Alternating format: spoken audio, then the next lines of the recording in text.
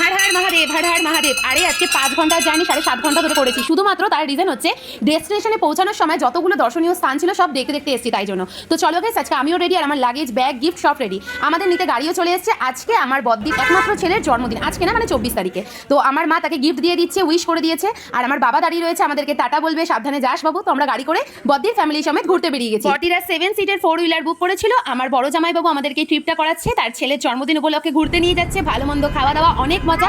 Driver দাদা আস্তে আস্তে প্রথমে এই মন্দিরটা, দেন 108 শিব মন্দির বর্ধমানের, ওটাও দেখিয়েছে। দিন আমাদের দাঁড় করিয়েছে শক্তিগড় ল্যাংচা খেতে। তো ল্যাংচা খেতে দাঁড়িয়ে তোমরা যা সাইজগুলো দেখো, ল্যাংচার 10 টাকা, 15 টাকা, 5 টাকা সব পিসের আছে। তো আমরা সবাই টেস্ট করার জন্য 15 টাকার একটা নিয়ে নিয়েছি।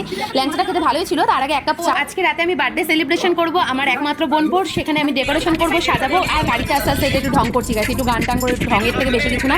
তো যেহেতু অনেক মজা হচ্ছিল আমার, ঘুরতে আসছে অনেকদিন পর। এই লোকেশনটাকেও চিনতে পারছো, এটা হচ্ছে শান্তিনিকেতনের শুরুবার। দুপুর হয়ে গেছে, তাই প্রথমেই একটা হোটেল খুঁজে খেতে ঢুকে গেছি। এখানের অ্যাটমসফিয়ার ভালো ছিল, বাট তোমরা বিশ্বাস করো খাবারটা যে খেয়েছি অতটা স্বাদ ছিল না ভাই। মাছ ভাত 100 টাকা প্লেট, এইটুকুনি ভাত, পুঁই শাকের তরকারি, ডাল, আলুর তরকারি, আর একটা কাতলা মাছের পেটি নিয়েছিলাম। যেহেতু কাটা বাজতে টাইম লাগে, তাই আমি সব জায়গায় গিয়ে পেটি খাই। তো এখানে 100 টাকার প্লেটের খাবার। কিন্তু একটা কথা কি জানো, আমরা বাড়ি থেকে বেরিয়েছি সকাল 12টায়, তারাপীঠে পৌঁছেছি সন্ধ্যে 7টার সময়। তো বাকি ভিডিওটা পরের ব্লগে আপলোড করবো, বার্থডে সেলিব্রেশন। ততক্ষণ পর্যন্ত ফলো করে দাও আর সাবস্ক্রাইব করতে কিন্তু ভুলো না।